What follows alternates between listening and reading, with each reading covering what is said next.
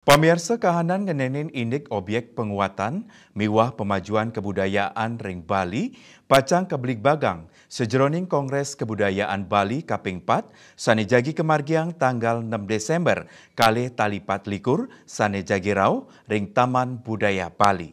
Setios punika pacang kebelik bagang, taler mekatah parindikan membuat siosan, sane mepaikatan ring kebudayaan, minekadi ngenenin inik joget bumbung, miwah sistem subak ring Bali.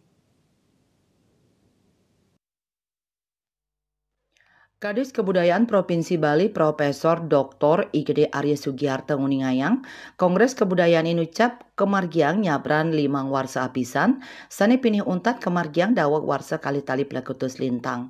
Kongres sane kemargiang warsane mangkin, keaptiang presiden ngemedalang daging pikayunan sane mabuat ngenenin indik kebudayaan Bali. Sanis lanturnyane daging pikayunan inucap kawigunayang pina kedasar ngerincikang indik penguatan miwah pemajuan kebudayaan Bali Islami alimang warsa selanturnyane. Rutin ya yang kita lakukan setiap 5 tahun. Terakhir pemerintah Provinsi Bali menyelenggarakan Kongres Kebudayaan Bali tahun 2018. Sebenarnya kita sudah telat sekarang setahun ya. Di 2024 ini baru kita bisa laksanakan. Kongres ini merupakan suatu hal yang wajib karena dalam kongres itu kita mendiskusikan seluruh objek-objek penguatan dan pemajuan kebudayaan yang ada di Bali. Kalau berdasarkan Undang-Undang 5 2017 itu ada 10 objek pemajuan kebudayaan dan 1 cagar budaya.